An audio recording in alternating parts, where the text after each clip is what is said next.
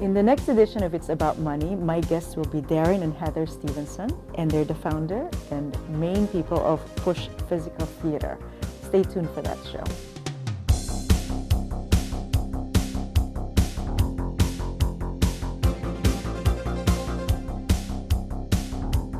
Welcome to another edition of It's About Money. I'm Nannette Nocon, and thank you for joining us. I'm delighted to have at our show today Darren and Heather Stevenson, who are with Push Physical Theater. Thank you for being here. Thank you. Thanks for having us. I'm excited. Now, I'm going to read something because I think it's the best description that you have of your work. It's described as intense athleticism, gravity-defying acrobatics, and soulful artistry, physical storytelling, and it expresses what it means to be human, the joy and sorrow, humor and tragedy, the big questions and simple things. It's so beautiful, and I think that's what I've seen you many times, and I really am inspired by it. Now, did you start out defining your work that way, or did it evolve over time? It really evolved. In fact, the work itself, I think, came out of initially mine and Heather's relationship. So we met in college, and we said, well, let's do something together. And so it came out of just us getting to know each other, and then became a hybrid of all of our different training backgrounds. And one of the things that's really great about Push is that it comes to represent whoever the current members, or pushers as we call them, are. So when we have new people come in, their life experiences, their background, their training, their knowledge, their physical ability all becomes part of the new movement. So our choreography changes over time. Something that you saw 5 years ago and then see today will be different. I see. So that's how you keep your different pieces distinct, right? By having different people. Yes. Yeah, and fresh. Yes. Yeah, that's terrific. So share your background. You said that it's a culmination of what you have studied. So tell me a little bit about that. For me, I started dancing when I was 4. And my mom and dad would drive me to classes every week, and it was the basic studio, tap, ballet, jazz, lyrical, what else is there, modern dance, so a little bit of everything. And then that was really where I was thriving, and very kinetic in the way that I learned as well. So we're actually in education now, and I love finding the best way that kids learn. And for me, that was through movement. So during high school, that was a real encouragement for me, was like the dance team and the drama team. And so I wanted to find some sort of a way to kind of combine both of those loves of being an actress and also being a dancer. And I saw a very good mime performance back in probably 1991. And when I saw that, how dance and movement and acting all kind of was coming together, I started understanding what physical theater was, and I thought that's what I want to do. So my love of dance and movement and acting, I wanted a way to combine all of that and be able to play with all of it, and that's why I walked into physical theater. Nice. That's great. What about you, Darren? For me, it was theater's the thing that saved me from my own shyness. I was cripplingly shy as a young teen, and I became a part of my church's little drama group, and I remember going on the stage for the first time, and there must have been, I don't know, 30 people in the audience. It wasn't a big deal, but they were people I knew, and I was terrified. And I heard their wave of laughter when my character made a joke, and realized that my shyness had to do with not knowing what to say. And in a play, it's written down for you. Right. And it revolutionized my early life and came to define me in many ways as a teenager. And then, I went on to study in school, and now what we do together is a hybrid of corporeal and illusionary mime, which is its own sort of specific thing. There's non-traditional partnering, which is all of the lifting, climbing on each other, throwing each other around the stage. There's some acrobatics work in there. There's a modern dance base, and all of a hybrid of those forms is what creates the baseline for our work. But then our belief is that the stories of our lives are locked up inside our muscles, and when we move, we set them free. And so when we're in the studio, the body tells you what it wants to do. If you allow it to move and you're not afraid of looking like an idiot and failing, which we do 90% of the time in the studio, you get to the truth of the matter. So we're far more interested in breaking out of that codified training and creating something new and original and authentic, if that's not too pretentious of a word to use. No, I understand. That's fantastic. So you said that these days you're in education. So tell me about that. We work in education in public schools, private schools, museums, libraries, any place that has an educational component to it. And we connect art and movement to what is already being taught. So there are a lot of curriculum connections.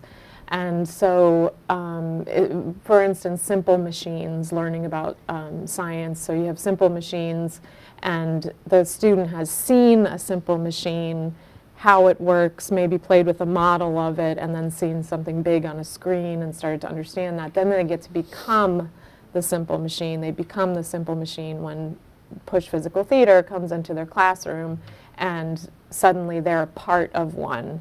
And so the mechanics of that machine is done all through the body, and they've created how to make it. And so it becomes something that they have some ownership over. So it's a different angle of looking at the book, the book work, Yes. and by taking it out of the book and putting it into their bodies and watching what they create out of what they've read and what they've thought, what they create through the movement. I see. So they also get involved. They become a pusher for the time that you're That's okay. right. I That's see. right. And the great thing is that there are all of these sort of corollary side effects that happen. So when Heather was talking about simple machines. So if you just take something really simple, barely even a machine, you have the children stand with their feet together, and they grab the hands of their partner and they lean away from each other, and they attempt to create equilibrium. Well, so they've learned a little about science there. They've learned about the strength of a triangular form. They've learned about equilibrium. But really what they're learning about is how to trust and be trustworthy. If I'm leaning way back and I'm trusting you, you can hurt me if you let go, and I can hurt you if I let go. And so this idea of dealing with trust, with relationship, with partnership, with teamwork is something that can carry them through their whole lives. So I think we mix the friendship skills. Yeah. We mix friendship skills is what we call them, and with the movement technique. So there's always something underlying, oh, this works in a relationship, right? You don't like to be bossed around, do you? No.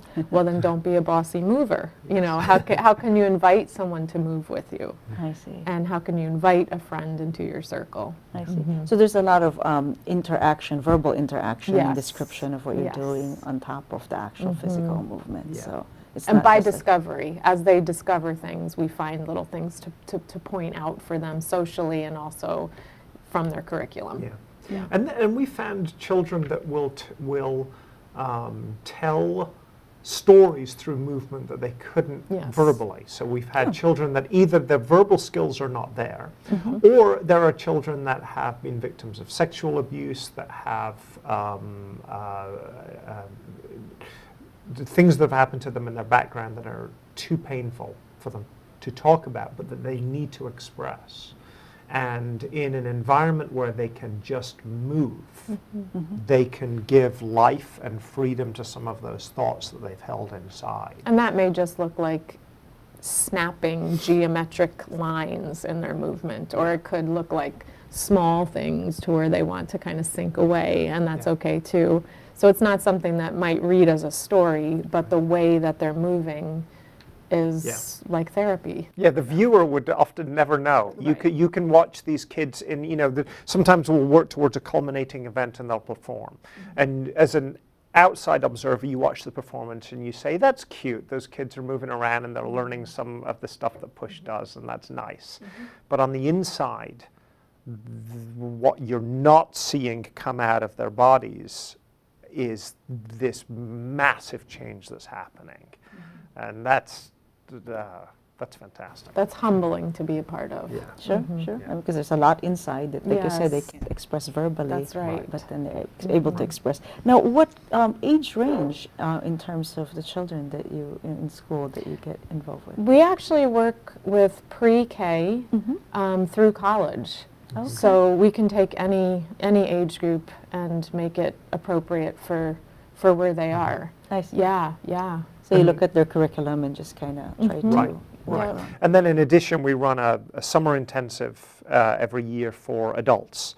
And we're in this interesting position in that if you Google the term physical theater, we are it. We kind of dominate this. Oh, so you're the Yes. founders of Yeah. physical theater, really? So we're not, but But you're- so from the Yeah. web. Oh, I So- see, I see. We're Okay. very fortunate. Yeah. So for whatever reason, this is the position we find ourselves in, and so we know that some of what we do ends up defining the way that people worldwide think of physical theater. And so our summer intensive, we have mostly it's either professionals or people planning on going into the movement arts of some kind for a career. We have some complete beginners that come and try it out. And they come from all over. We've had students as far away as Hong Kong and Dubai, all throughout Europe, Venezuela, South America. Oh, my.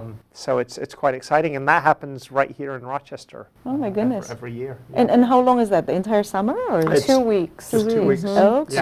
2 very concentrated training weeks. It is yes. intensive. Yes. But a lot of fun. People that sign up for something like that are just in it to win it. They just Yeah. have a good time, and Sure. you know. I'm sure it's yeah. life transforming for some of these people as well. It's just Yes, something as it was different. to us when we started. Yeah. Mhm. Uh-huh. That's great. Now, you've been doing this for how many years?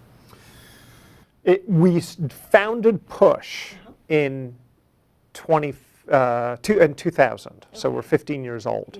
But Heather and I have been performing together since we met in 1992, and then I had started working a little earlier than that. When I was 16, 17 is when I started to become more serious. But Heather, I think your first performance was at age 4.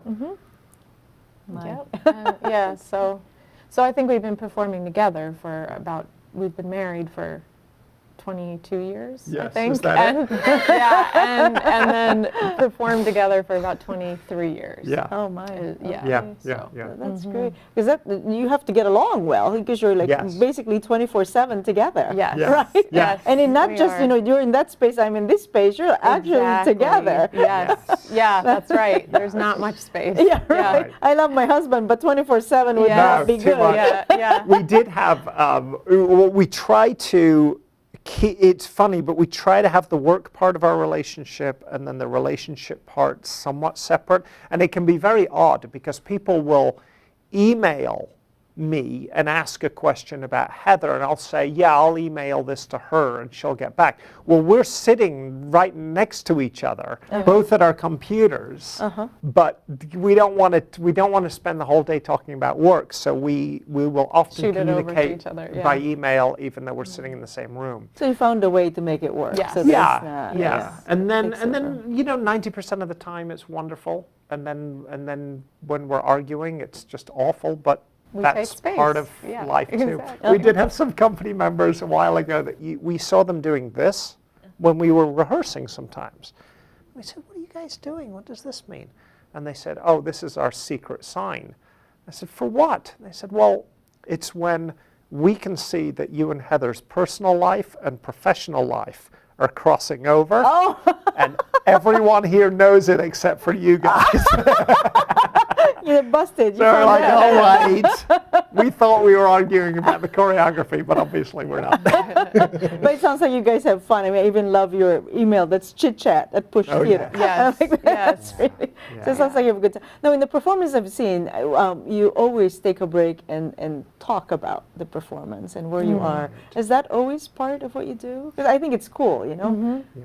Yeah. Yeah, I think it's for me, it's a way to relate to the audience and invite them into maybe something they've never seen before, so that you don't have to be a member of the cultural elite that understands modern dance and mime sitting, you know, and it's like, you know, I know this is weird what you're seeing behind us, and let me play with you and talk to you a little bit, and then you'll hopefully feel more at ease with what's going on the stage. Right. And then I know you have your thoughts on that as well. Yeah, I mean, I come from a pretty working class family, I guess. I didn't come from high art, high culture at all.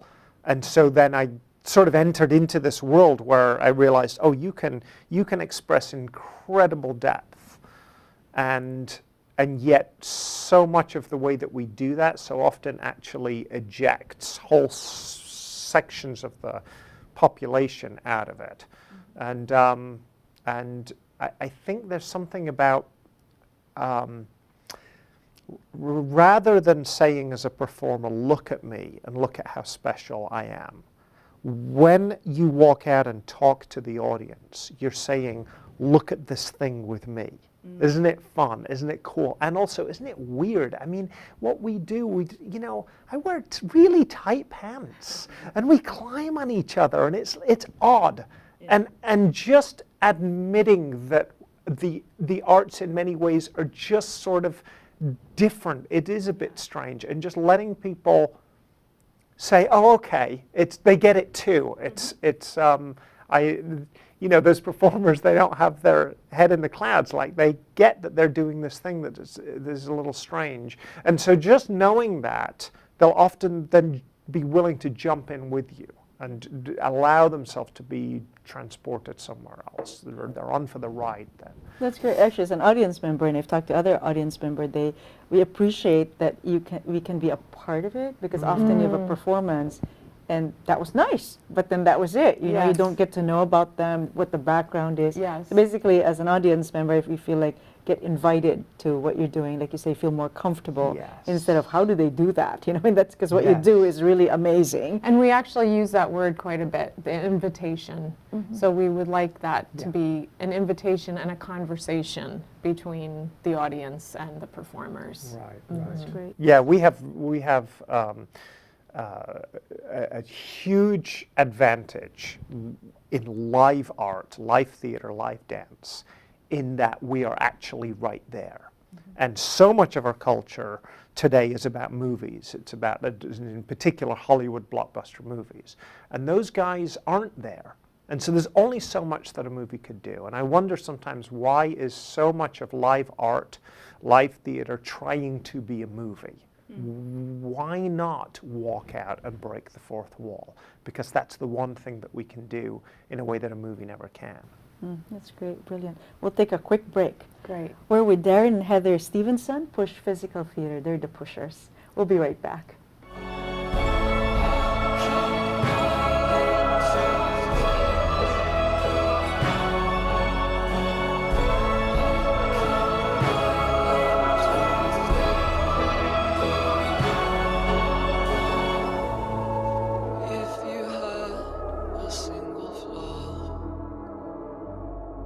You just could not last forever, could you?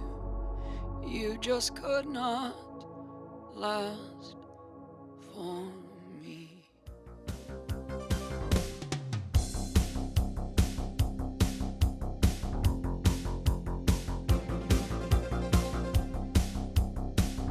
And we're back. I'm Nannette Nocon. It's about money, and Darren and Heather Stevenson are our guests. They're the founders of Push Physical Theater. So thanks again for being with us today. Absolutely. So let's talk about the economics. I mean, you are artists, and it's very difficult to make a living as artists. I mean, you're successful. You've performed everywhere. But tell us about how does it work? I mean, you know, many people get into business and they have an amount of capital they have to put in. Would you say that that's how you started? You needed a capital, or is it because you're? Tell me about it. Yes. It was the polar opposite of Yeah. that. That's why we're smiling. I That's think. right. It was, you know what we should do? We should do a show together. Let's do that. And then we do the shows, and people started giving us checks, and we put them in our bank account and bought food with them, and it was that simple. And I early think on. I think what our like original business plan looked like I think you were 20 and I was, Yeah. or you were 20 and I was 22, I think. Yeah. So we literally, I can remember this, as throwing a notebook on the bed and kind of laying on our stomachs and writing and like, what do you think we should do? I don't know, what do you think we should do? Yeah. And we know we want to move, we know we want to dance, we know we want to do something together. And so what might that look like? And so we started thinking of more what we wanted to do. And in our being so young, I think the money came second. Yeah. Which was part of the good thing about starting our company, because I think it would have scared us off if we realized, like, oh yeah, you're supposed to have capital and you're supposed to have investors. And Right. so that was something that actually helped us, was just to jump in. Yeah, if we had But- known Yeah. what actually running a business Yes. was actually like, and now running a 501c3 or a nonprofit, we would have never started. It's incredibly challenging. But on the other hand, I mean, the one big difference for us, I think, but perhaps, is that for many businesses, the ultimate goal of business is to make money at some point. For us, the money is an engine that enables us to do things, to affect the world in some way, to create the art form, to interact with audiences, whether they're adults or children. So we now have, so over the years since we started, we have now grown into an organization that is run by a very energetic and engaged board of directors, and they work extremely hard to help us do what we do. We have a booking agent in New York City, Robin Klinger, of Robin Klinger Entertainment, and so she handles the actual nuts and bolts of negotiating contracts with venues and theaters and television shows and whatever it is that we need to do. And then we have, I suppose, currently about 20 to 30% of our budget comes in via fundraising, which is actually quite low for a nonprofit. That's good, but there are some initiatives that we would like to start, and so we're... Our board is helping us with the fundraising initiative that we probably should have had a long time ago. Yes, So that yes. would be helpful. Yeah, That's yeah. brilliant. So I want to go back to how the name of your company, Push. How did you come up with that? I mean, I can see why, but maybe there's a Good, different yeah. history to it. Yeah. So tell me about that. Well, when we were thinking of a name, we sat around, we were looking into other languages, and is there some old Greek phrase or something we can come up with, and nothing was working.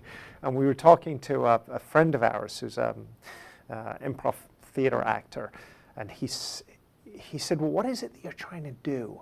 And I said, I don't know, I think we want to sort of push the limit on what our bodies can do, and we want to push the limit on the reach of theater and dance and what the definition of those forms is, and we're And trying communication, pushing communication through just movements. Yeah. Yeah. And he said, you keep saying push. Why don't you just call yourself Push?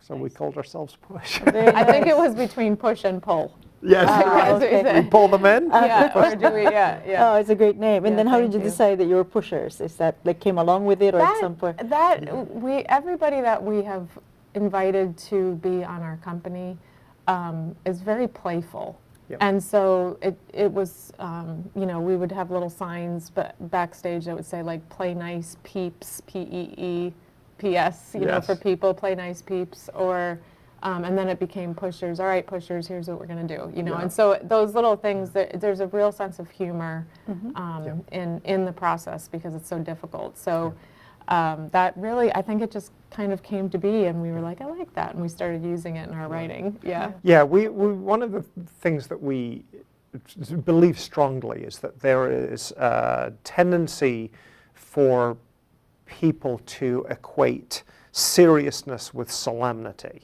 So if I'm very solemn, then that means that I'm being professional and serious. And we just don't think that's the case. I think that we can take our work seriously. We train hard, and we'll tell our performers often, we're in the studio and you're sweating and you feel like you can't do it anymore. Your body starts to shake, it's difficult to think.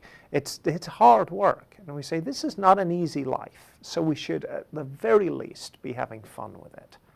So calling them pushers, having chit-chat as our email address, having a little fun on Facebook and Twitter, and being a little goofy in our performances is really a part of our identity. And not only is it not the fun thing that isn't the serious thing, but it is the serious thing. It is how we are serious, is how we take the work seriously. Yes, it's Yeah. very purposeful to be approachable, I think, is, yeah.